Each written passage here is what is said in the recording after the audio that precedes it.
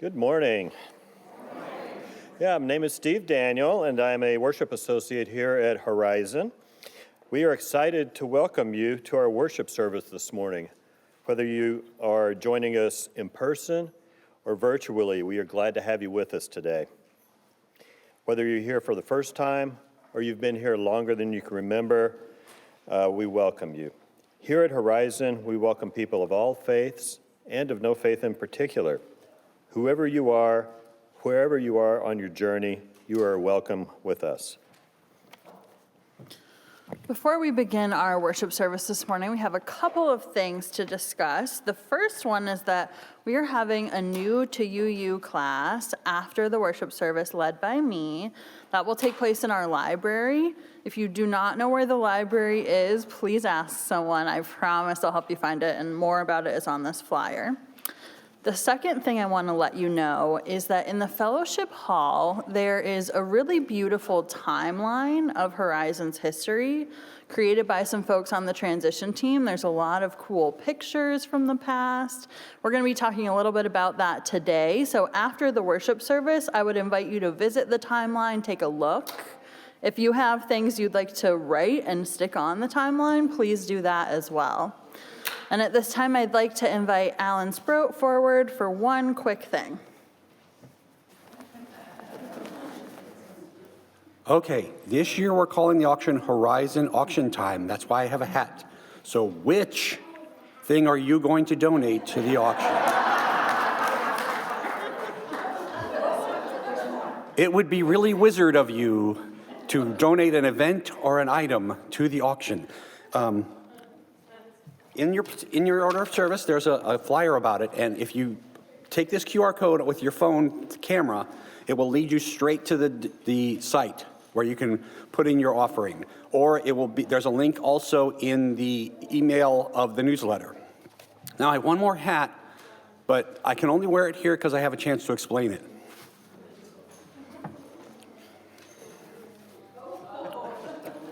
My son went to Quinnipiac University. And so this is the hat I got from Quinnipiac University before this letter had another meaning. So I can't wear this hat anywhere else. If you have any questions about the auction, please email fundraiser@horizonuu.org.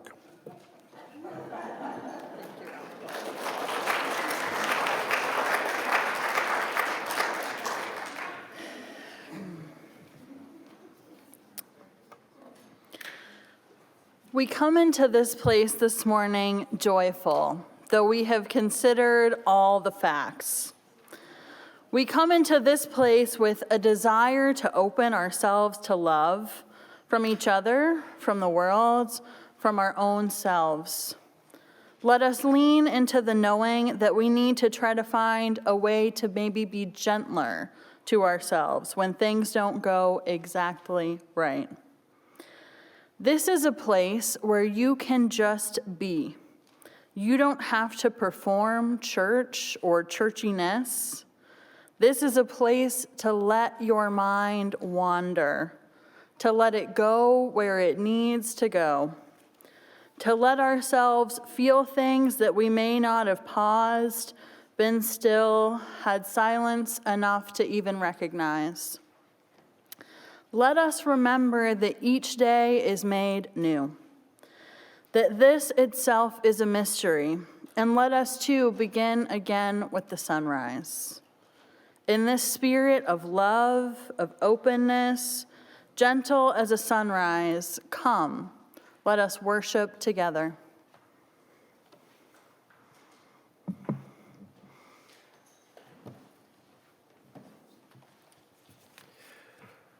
This morning's chalice lighting is from Rachel Hayes. It's entitled "To Bear Love into This World."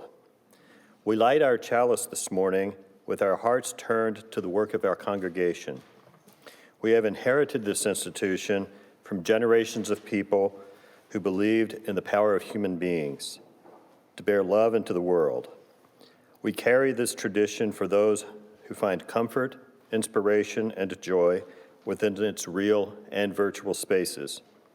we tend to the spark of imagination and hope for the world to come.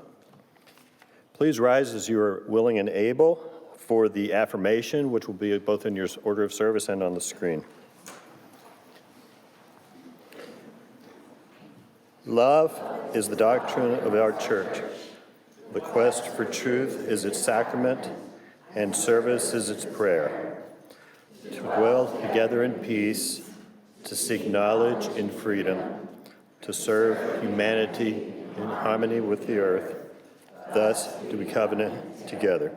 Please remain standing for our first hymn, number 361 in the gray hymnal, Enter, Rejoice, and Come In.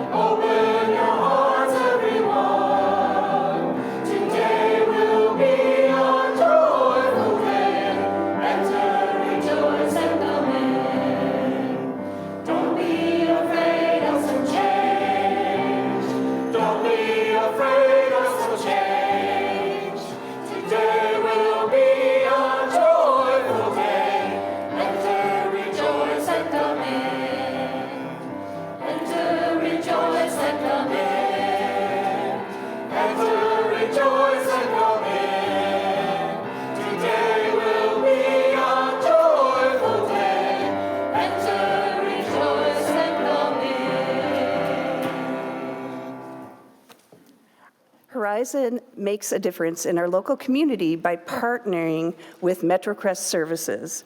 At this time, if you have gathered donations for MetroCrest, I invite you to pass them to the end of the aisles and help a young person pick them up.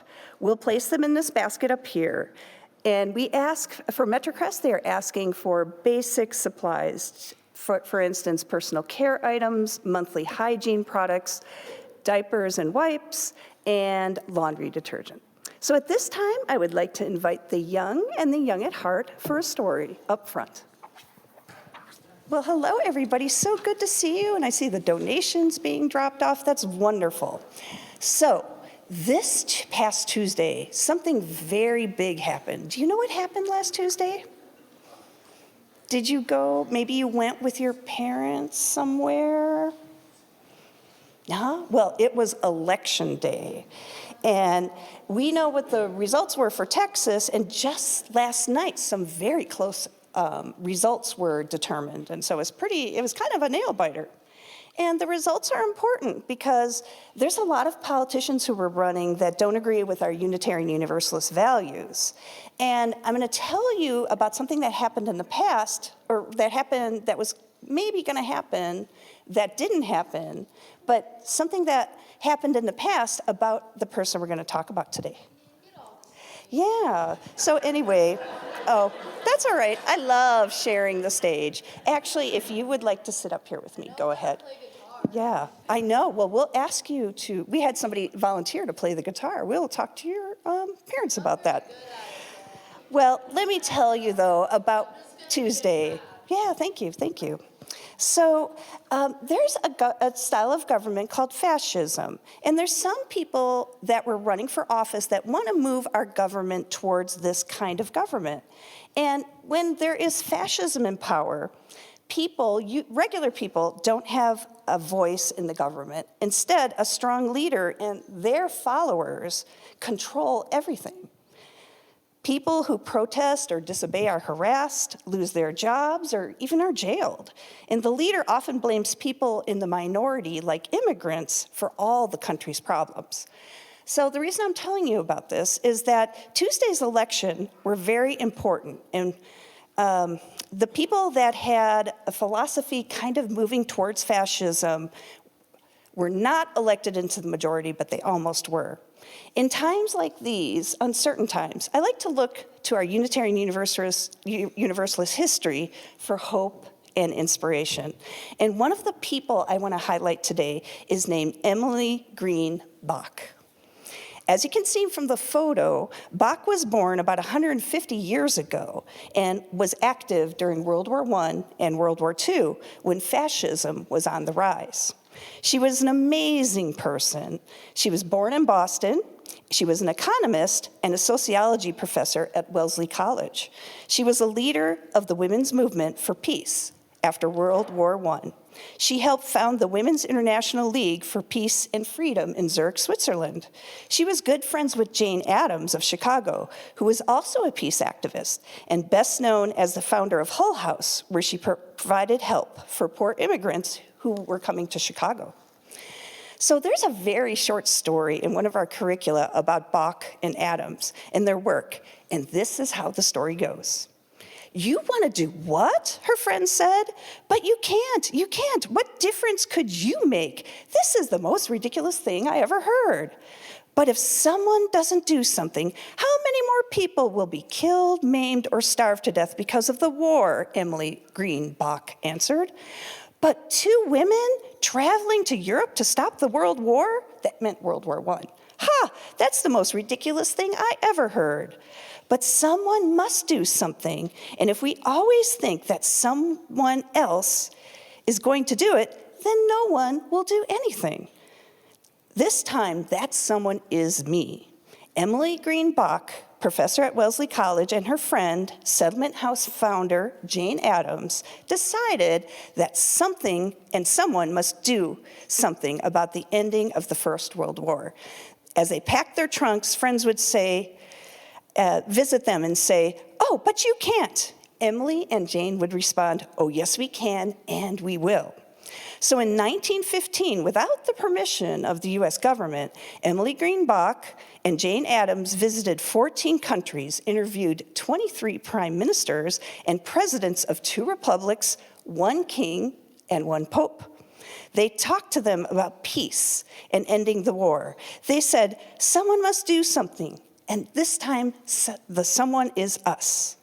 After a lifetime devoted to peace, Emily Green Bach won the Nobel Peace Prize in 1946, and the American Unitarian Association commended her for her peace work in 1955. And this was not an easy road for Emily Green Bach. She lost her job at Wellesley College due to her activism, and there were other sacrifices she made along the way. Emily Green Bach was someone who did something. As a Unitarian, she worked for peace, and even today shows us how we can work to change our society and the world in troubled times. So thank you so much for listening to my story about one of our Unitarian ancestors. It's time for us to go to class, so if we could sing out the children, that would be wonderful. Thank you.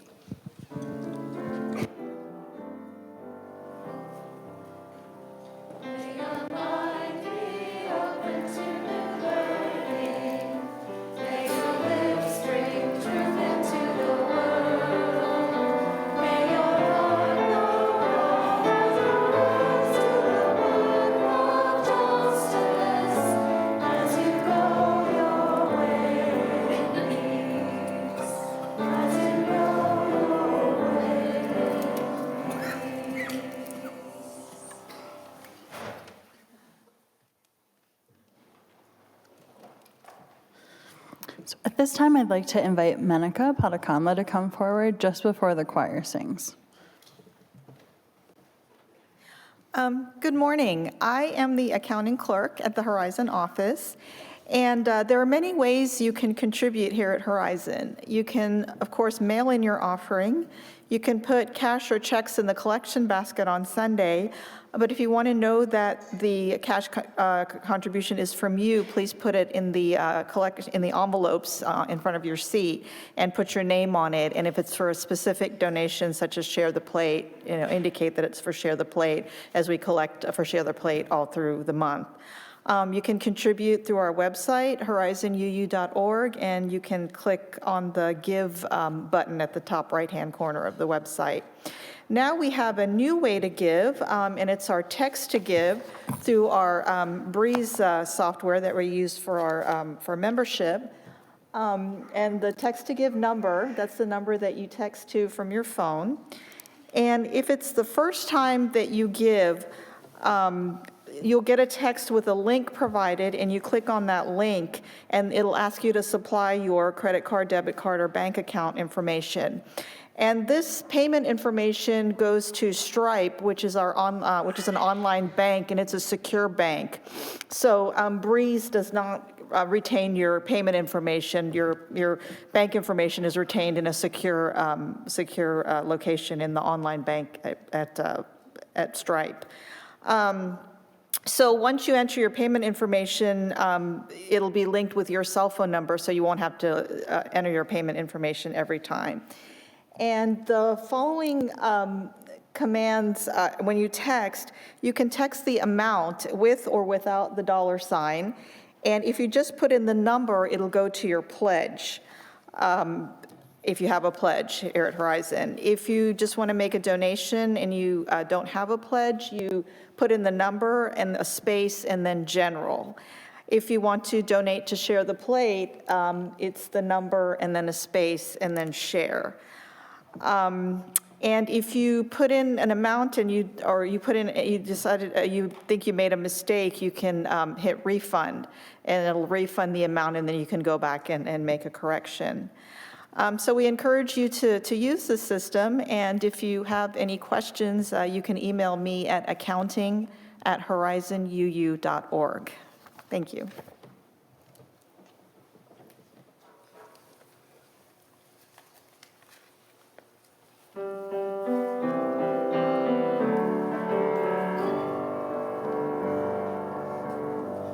Shall be known by the company we keep, by the ones who circle round to tend these fires. We shall be known by the ones who sow and reap the seeds of change alive from deep within the earth. It is time now. It is time now that we thrive. It is time we lead ourselves into the world. It is time now, and what a time to be alive in this great turning. We shall learn to lead in love. In this great turning, we shall learn to lead in love.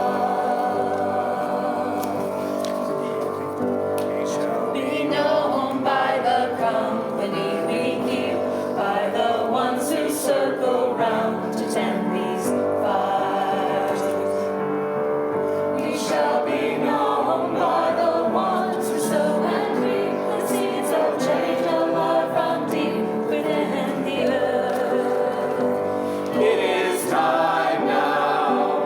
It is time now that we thrive. It is time we lead ourselves into the world. It is time now, and what a time to be alive in this great turning. We shall learn to lead in love. In this great turning, we shall learn to lead in love. In this great turning, we shall learn to lead in love. In this great turning, we shall learn to lead in love.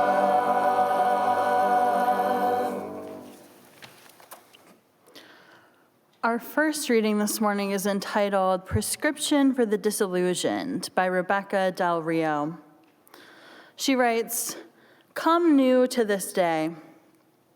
Remove the rigid overcoat of experience, the notion of knowing, the beliefs that cloud your vision. Leave behind the stories of your life. Spit out the sour taste of unmet expectation. Let the stale scent of what-ifs waft back into the swamp of your useless fears. Arrive curious, without the armor of certainty, the plans and planned results of the life you've imagined. Live the life that chooses you, new every breath, every blink of your astonished eyes.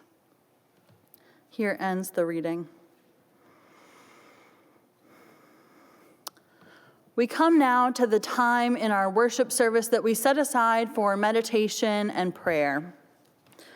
We'll share first a time of silence, hear the joys and sorrows of our community, share a spoken prayer, and then join in singing our responsive hymn, Spirit of Life.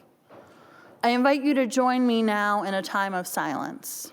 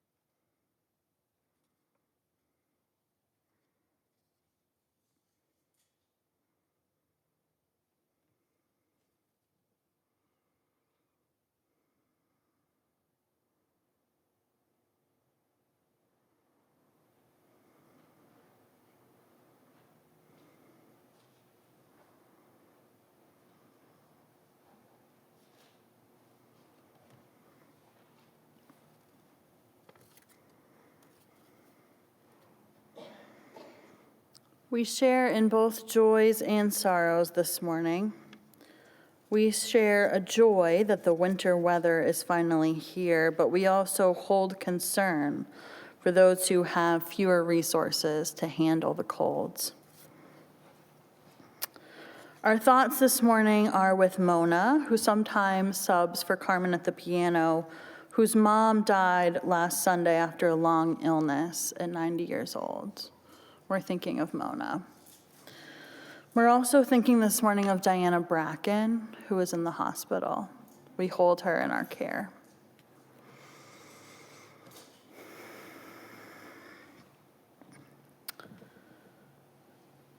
Spirit of Life, we give thanks this morning for the joys shared among us as well as the sorrows, for the pleasure of being together in this sacred time and space, and the coming of the holiday season. We give thanks for everyone who volunteered to help make the election safe, smooth, joyful, informed for voters. Whether you wrote postcards, did phone or text banking, knocked on people's doors, or served on election day as an election judge, monitor, or in some other role, we give thanks for your service. We are grateful that Tuesday's elections drew so many people out to vote, and that they and their aftermath unfolded without violence or voter intimidation. 104 years ago, Friday, the armistice that ended World War I was signed, and millions of soldiers were transformed into veterans. This morning, we lift up all veterans, all those through the generations who've served in the armed forces. We pray for their family and friends whose loved ones were sent forth into danger, in all of our names, many of whom never returned safe. We lift up the many women who have yet to be acknowledged as veterans, and the many LGBTQ veterans who could not be out during Don't Ask, Don't Tell, whose partners and families didn't receive the open support and care that others did. To say thank you for their service, their sacrifice will never be enough. And so we pray this morning for strength, commitment, and healing. Strength to embrace all of our veterans, commitment to care for each and every one of them in the fullness of who they are, and healing for our country and our world, so that one day we might have better ways of solving complex problems.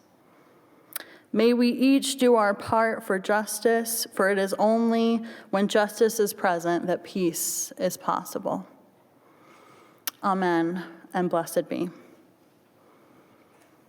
I invite us to join now in singing our responsive hymn, number 123, Spirit of Life.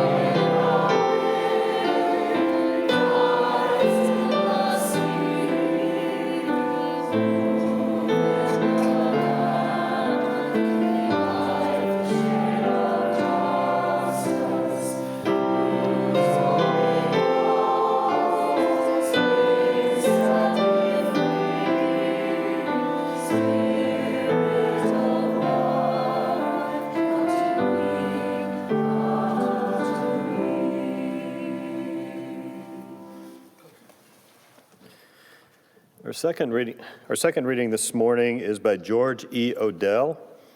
It's entitled, We Need One Another. We need one another when we mourn and would be comforted. We need one another when we are in trouble and afraid. We need one another when we are in despair, in temptation, and need to be recalled to our best selves again. We need one another when we would accomplish some great purpose and cannot do it alone. We need one another in the hour of success when we look for someone to share our triumphs. We need one another in the hour of defeat when, with encouragement, we might endure and stand again. We need one another when we come to die and would have gentle hands prepare us for the journey. All our lives, we are in need, and others are in need of us. Theologian Howard Thurman wrote that everyone must ask themselves two questions. The first one is, where am I going? And the next one is, who will go with me? And so we begin today in that spirit. Our story begins this morning in the 1870s on the Iowa plains with two women dreaming about the way the world could be. Mary Safford and Eleanor Gordon grew up together on neighboring farms near Hamilton, Iowa, and the two became lifelong friends. They also shared a calling to the Unitarian ministry. The two women pledged to one another that they would spend their lives together, serving the world as a team. Safford and Gordon enlisted the help of a nearby Unitarian minister, and together they were able to organize a church in Hamilton. At this time, other women called to both Unitarian and Universalist ministry, some of the few denominations ordaining women at the time, were leaving New England and the East Coast to serve churches on the plains, where many of their male colleagues simply refused to go. Though both traditions would ordain women, finding a church to serve was often another matter. They were not trusted to lead congregations, and so had to go to places where they might be the only option. Safford and Gordon served as mentors to many women in ministry, sending quite a few to seminary. Life on the plains was far from easy, and serving congregations was less so. But this community of support, referred to as the Iowa Sisterhood, was a way to do the hard thing and to not have to do it alone. These women used their sphere of influence as people who had been trained to care for children and homes to show a congregation that they could care for them too, maybe in a different way than they had been before. Perhaps one reason for the success of the Iowa Sisterhood was the non-academic, more pastoral approach that these women brought to their churches. They sought to make their churches extensions of the home, thereby expanding the traditional role of women beyond the home and into the church. The sisterhood brought family matters into church not only on Sundays, but 7 days a week. However, it was not long before patriarchy, and maybe more than that, the status quo, reared its ugly head. And so the women were seen as an embarrassment by their male colleagues back in Boston. By the turn of the 20th century, society in general experienced a reassertion of male authority. And Unitarianism's leaders began a concerted return to a more manly ministry in order to revitalize the denomination. Many of these women left to pursue justice work, left the ministry altogether, or were rushed into an early retirement. It would not be really until the 1970s and 80s that women returned to our ministry in larger numbers, almost 100 years after the Iowa Sisterhood. So there are some stories in Unitarian Universalist history that are worth telling again and again, so that they kind of become a part of us. And the Iowa Sisterhood for me is one of them, both for the good parts and for the not so good. For in the words of the music we heard earlier, we shall be known by the company we keep, by the ones who circle round to tend these fires. Today is about stories like these of a small group of people saying yes to the unknown, feeling called to tend our communal fire. And today is also about discernment. When I was in seminary, people would often say, I'm discerning a call to this thing, or I'm discerning this. And it took me a while to learn kind of the lingo of spiritual depth. Before seminary, my experience of the holy, my concept of the universe, my personal sources of meaning were so intimate and special that I wanted to keep them as almost like a hidden treasure that only I could see, that I could take out and look at from time to time. But discernment is less about deciding something for oneself with kind of pro-con lists and logic, and more of an experience of listening, of stillness, of waiting for wisdom to come from the universe, waiting for the thing we already know to be true within ourselves to have time to bubble to the surface. So as I move forward in my ministry, I'm always trying to learn, and we learn in different ways. One is through hearing wise words of others who have walked these paths before. Susan Beaumont, one such wise voice, has a new book that came out during the pandemic, appropriately entitled, How to Lead When You Don't Know Where You're Going. And she urges us to try to understand the soul, both our own and also the souls of the institutions we serve, because they do have souls. She says, the work of the soul, then, is the challenge of discerning. To what or to whom do we belong?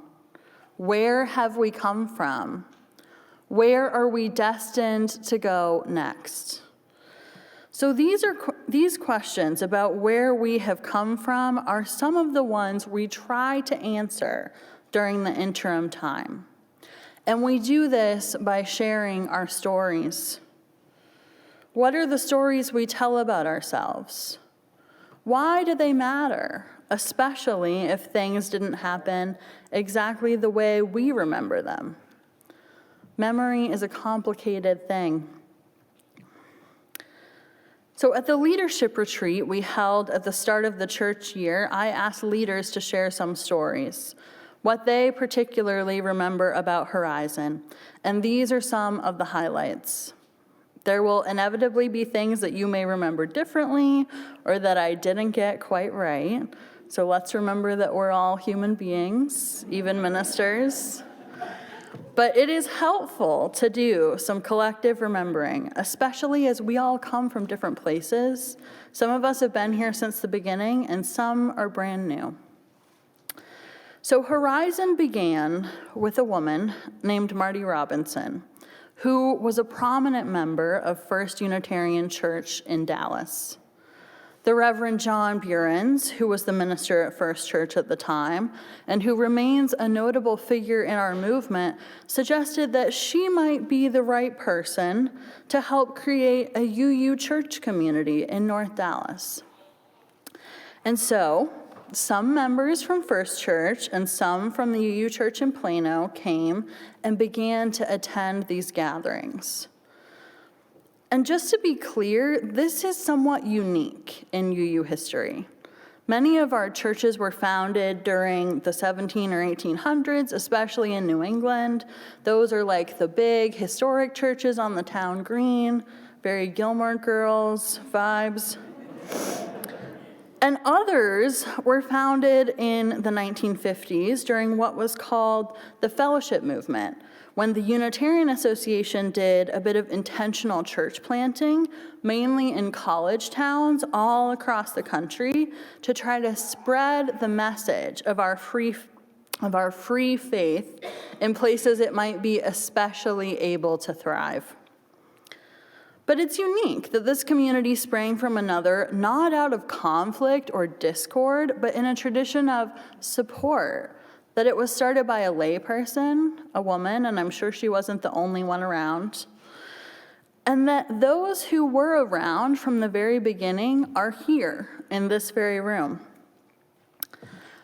On my first day at Horizon, I walked into my office, and on my desk was a hymnal, which makes sense.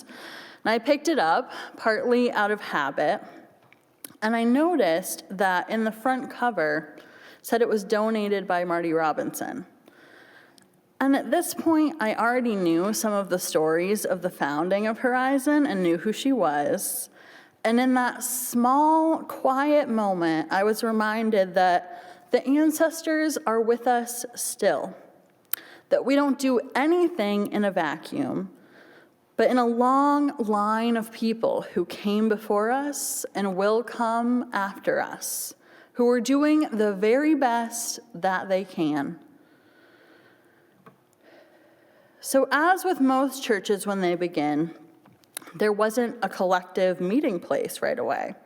And so worship and gatherings at first were held in people's homes, but soon a storefront was rented in Farmers Branch, and Reverend Dennis Hamilton came to serve as minister. The Horizon name, so I hear, was actually suggested by a member. And I also heard a story of Reverend Dennis writing a song for one of the first worship services called Keep Your Eyes on the Horizon. And as the community grew, property for an eventual building, the one we're in right now, was purchased in the early 90s through a capital campaign. And the sentiment that I keep hearing again and again about those early days was that everyone helped. Members took turns cleaning the church once a month. Everyone taught religious education classes. The church was seen as everyone's responsibility. Everyone circled round to tend these fires. And we are known by the love that was built there. I am amazed time and time again at what a small group of motivated, caring, loving people can accomplish. Time and time again, both inside this church and outside in our community. That is always a source of hope. Horizon has a strong tradition that continues today of training lay leaders in the best ways to serve the community well. And as Horizon grew, so did its involvement with the community, especially with Reverend Dennis as minister and his involvement with MetroCrest. The church continued to grow throughout the 90s, completing this building. And eventually, in the early 2000s, the church invested in pastoral care staff, moved to 2 worship services, and hired a second minister, Reverend Barbara, to assist with programming. The congregation's leaders also began learning from other congregations through the Leap of Faith program. But like any community too, this one has experienced both great joys and great challenges. The church has experienced financial challenges before, around 2008, like many institutions. And of course, emotional challenges as well, when Reverend Dennis Hamilton decided to retire. The congregation experienced the loss of their first and only minister, who had served for many, many years. Adrienne Marie Brown says, "The harder things are to say, the more necessary they are to say." And so I will do the hard but necessary thing of naming that there was painful conflict in the interim time following Dennis's ministry. And I think we can all understand why. It's painful to lose someone, and to lose someone who has been so up close to your life for that long is very, very difficult. When a minister has been serving for that long, every potential change can be seen as an affront to the way they did things. But I name this also to say that I have seen change and I have seen growth. Interim ministry is no longer, I think, seen as a negative. And we know now, too, that interim ministry after a congregation's only long-serving minister and interim ministry now is very different. The needs of the congregation are different. The needs of the world are different. And in Reverend Laura's time, the community began to shift towards involvement in the wider community, towards radical welcome, towards a voice for justice at a time when that was so desperately needed. Our community grieved through her losses too. There's the collective loss of the pandemic, the plans we made as a church, the capital campaign and building expansion that Horizon was on the cusp of that came to a halt. We have grieved plans and dreams as well as people. And as we always have, we need one another. All our life we are in need of others, and others are in need of us. That really is the story of a religious community. We need one another. We do not move through this life alone. The Franciscan Richard Rohr has a quote about stories and patterns, and I've kind of changed it and put it into our language. So he says, "Most of us have been led to believe that prophets foretell the future. That's true, but it's also misleading. That's not the point here. Prophets are seers. They're seers of the big patterns. They see what is always and forever true. So prophets know how the universe acts by watching and listening, and they have no doubt about the meta-narratives, the real story that is always going on inside of our own little stories. And one of the big patterns is that the universe's message always gets wider, more universal, despite our best attempts to limit it." And so ministers, too, try to be seers of the big patterns, try to meld all of the individual stories into a collective. And there are some patterns that I see here. Horizon seems to be a community that is always looking forward, that is interested in what comes next, and the idea of the next goal, of keeping our eyes on the horizon. That seems to be true, and that's really powerful. This community helps each other, works together, pitches in. And if we can move away from some of the anxiousness, the fear of change that comes with life, there is so much potential. I see a pattern of being called to serve courageously. And so as we've been talking today about stories, about Horizon stories, and about discernment, we're both always in the process of discerning as people and as a community, and there's truth emerging here. It's clear that this community has been called to justice work, to show up at Pride, to continue work with Faith in Texas around bailouts, around decarceration in Dallas, to continue to rise up, to make it known that there are folks here in Texas who unapologetically disagree with the status quo, who will work for change again and again, who will take care of each other when we're tired, and who will shout with joy when we win. Because we shall be known by the company we keep, by the ones who circle round to tend these fires. Despite the work of discerning, the work of listening deeply, all of that good work, my crystal ball got smashed somewhere back in 2016. And so none of us know what might come next for this community, for Unitarian Universalism, for our worlds. We have to live in that not knowing. We have to learn how to breathe deep and to listen, to not let the flutters of an anxious heart overtake us, but to focus on that slow and calming breath. There is so much that we do not know, but there are a few things I know for sure. This community clearly has been built on love for one another and love for the worlds. And as I shared when we began our time together this morning, Howard Thurman reminds us to ask ourselves, where am I going and who will go with me? And we may not know for sure where we're going. We have ideas, but no one really knows for sure. But what we know for sure is who will go with us. That we know for sure.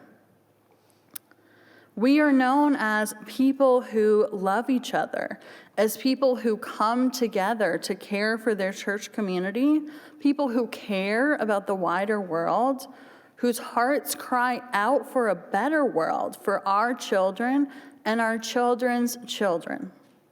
And this kind of love is what has carried us through thus far, that has endured all of the things, grief and loss and change and pandemic times and online worship and uncertainty. And this love is not going anywhere. And so this morning, I know that there is love on this horizon. May it be so. Amen.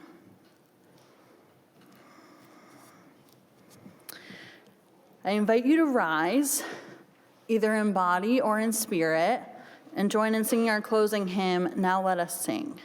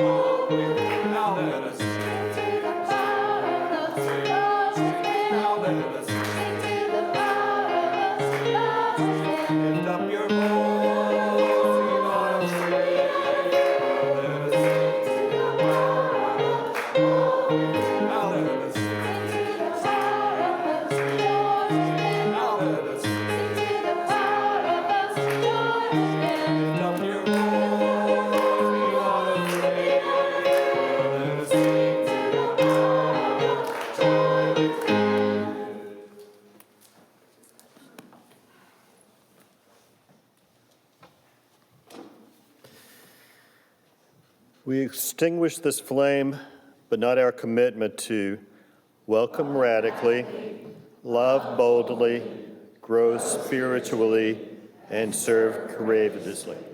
This we do because we envision a beloved community filled with compassion, helping all to thrive in a just world. So I invite you now to join hands as you're comfortable, to feel the love passing from hand to hand. And if you're not comfortable, you're still in the love. I promise. So friends, as we go forth from our time together this morning, let us remember the love that is on the horizon. Go in peace.